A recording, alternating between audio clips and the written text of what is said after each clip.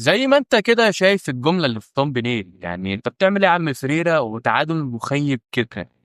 خلينا قبل بس ما نذكر كل الوحش اللي في الماتش، لان الماتش غالبا ما فيهوش حاجه كويسه غير بس هي فكره الجمهور اللي كل مره بيثبت ان هو اقوى مدرب في مصر. مفيش مقارنة. وأعتقد الإمكانيات لو سمحت لجمهور نادي الزمالك هيبقى واحد من أقوى الجماهير الموجودين في شمال أفريقيا. ممكن يكون أقواهم على فكرة، بس اللي بيميز جمهور شمال أفريقيا القوي زي المغرب وتونس هي فكرة الشماريخ وفكرة الاستاد اللي بيتملي على الآخر. ولكن جمهور الزمالك في اعتقادي الشخصي إن هو لو خد الإمكانيات الممكنة في قصة بقى الشماريخ والاستاد يتقفل، فجمهور نادي الزمالك هيبقى واحد من أقوى الجماهير الموجودين في أفريقيا، وممكن كمان بل يكون أقواهم. لفتة طيبة جدا إن خلاص أي دقيقة 10 هتيجي في ماتشات الدوري أو ماتشات أفريقيا حتى هتبقى مخصصة لهتاف للأسطورة كابتن شيكابالا. ودي حاجة مميزة جدا، ودي حاجة بتدل قد إيه علاقة جمهور النادي الزمالك بالأسطورة بتاعتهم كابتن شيكابالا هي علاقة قوية جدا. بس ده الحلو في ماتش امبارح. أي حاجة تاني امبارح هي حاجة سيئة ووحشة قوي. ولو هبتدي كمان معاك بنجيلة الملعب، يعني انا واحد من الناس اللي نادرا من باب العلم بالشيء، يعني نادرا ما بتفرج على ماتش الاهلي. نادرا لما بقعد كده وافتح التلفزيون واتفرج على ماتش للنادي الاهلي، الا بقى لو ماتش افريقيا وماتش انا عايز اذاكر له ماتش عايز اتفرج على النادي الاهلي فافتح اتفرج، لكن غير كده انا ما بتفرجش. فكنت سامع بقى اللغط والكلام الكبير قوي بتاع الملعب استاد القاهره عامل ازاي وعلى راي اسلام ماهر بيقول لك عامل زي استاد سيمبا والنجيله والكوره عماله بتعمل بندات كتير قوي على الارض. لغايه اما شفت ماتش امبارح، يعني كل ده انا ما اتفرجتش على الماتشات عادي، يعني معقوله للدرجه دي يا جدعان؟ يعني معقوله الموضوع سيء قوي لغايه اما اتفرجت على ماتش امبارح. انت ولا كأنك بتلعب على استاد الكليه الحربيه. استاد الكليه الحربيه واستاد المقاولين، يعني لان دول بالنسبه لي اسوأ ملعبين في مصر. اكنك بتلعب على الاثنين. ايه يا جدعان النجيله دي؟ ايه يا جدعان إيه يا جدعان المنظر الوحش ده المفروض ده احسن استاد في مصر يعني. لان استاد العاصمه الاداريه ما بيخشش في المقارنات دي. فالنجيله وحشه قوي. اللعيبه مش عارفه تلعب، الكره ما بتمشيش على الارض. الكره بمسافه ما بتبصيها بتفضل تعمل تك تك تك بند بند بند بند. ويجي بقى المسؤول يقول لك اصل المديونات ال 9 مليون اللي على الزمالك وال 5 مليون على الاهلي. 9 مليون و5 مليون ايه يعني ده الاستاد مقفول بقاله انا نفسي افهم مين اخر واحد لعب في استاد القاهره قبل بدايه الدوري. بيتهيألي هو اخر ماتش كان الزمالك وبيراميدز بس. والاستاد كان كويس. الاستاد يبقى بالمنظر ده ليه؟ وهو استاد اساسي لاهم فرقتين في مصر، الزمالك والاهلي. ولو هتقول لي معسكر التحضير الزمالك كان في العاصمه الاداريه والاهلي كان في تونس. فما كانش في حد بيلعب على الاستاد. ليه الاستاد يبقى بالمنظر ده؟ انا مش عارف. هل مش المفروض المسؤول يتحاسب؟ برضه مش عارف. بدايه سيئه جدا لاداء لعيبه الزمالك. اعتقد دي واحده تبقى من اسوأ المباريات في تاريخ يانيك فريرا مع الزمالك. الا بل ممكن تكون اسوأهم كمان. في اعتقادي الشخصي خلينا اخش معاك في الموضوع كده ان الملعب يا جدعان ما يستحملش دونجا ومحمد شحاته مع بعض. ما يستحملش دونجا ومحمد شحاته مع بعض. يستحملوا في ماتشات معينه زي ماتش سيراميكا، الفرقه اللي عندها التحولات بتاعتها سريعه وفرقه تقدر ان هي تخسرك عادي جدا. تقبل الملعب يقبل الاثنين مع بعض في ماتش زي الاهلي مثلا، ماتش زي بيراميدز، ماتش زي بنك الاهلي، المصري. الفرق الكويسه اللي تقدر تغلبك. ولكن بتلعب المقاولين وتلعب لي الاثنين جنب بعض. الموضوع صعب قوي، الموضوع صعب قوي. كفايه فكره ناصر ماهر يبقى يمين. كفايه بقى تعبت. يعني انا تعبت، انا مش جايب كميه الصفقات دي، هرجع اقولها تاني، انا مش جايب كميه الصفقات دي عشان في الاخر العب بناصر ماهر يمين. يا عم انت امبارح كنت لعبت محمد شحاته قدامه عبد الله السعيد وقدامه ناصر ماهر، تلعب بالاثنين تمانيات.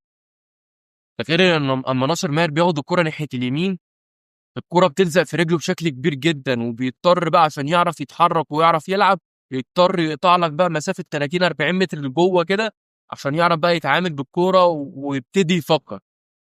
قبل ال 30 متر اللي بيقطعهم دول مفيش ناصر ماهر.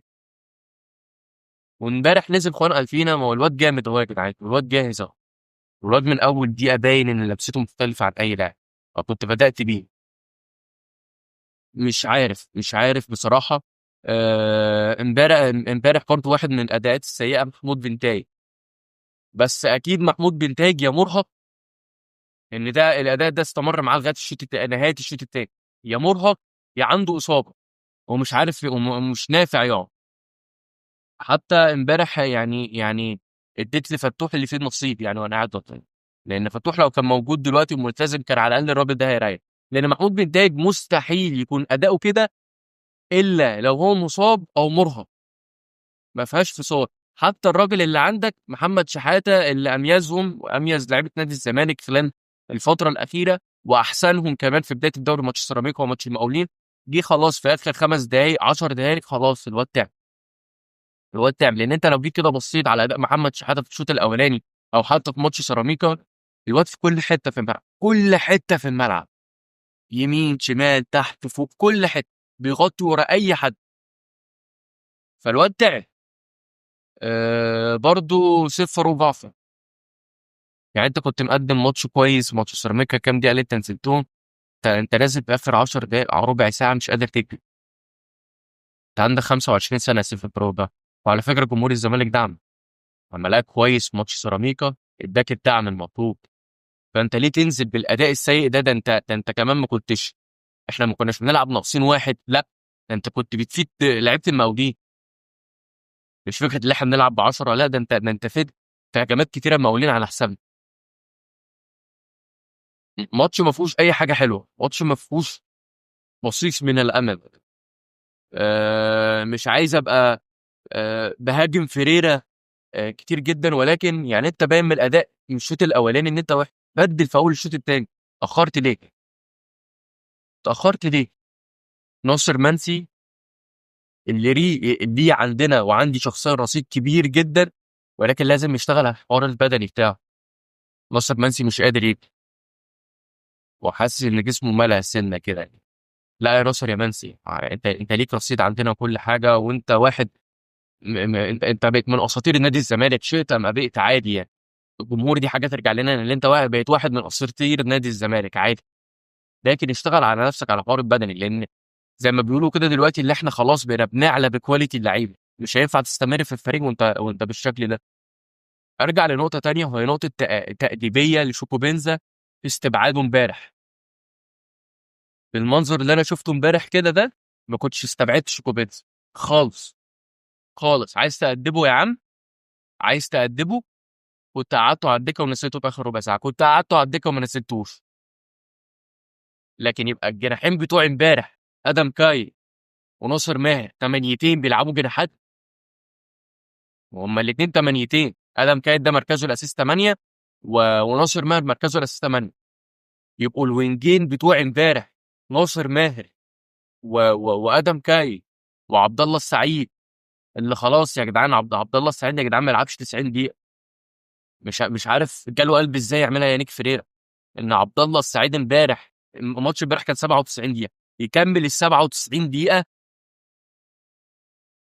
واما قررت ان انت تسحبه، سحبته متاخر جدا. اما قررت عفوا هو ما لعبش 97 دقيقه، هو اما قرر يسحبه سحبه في وقت متاخر جدا مع ناصر ماهر.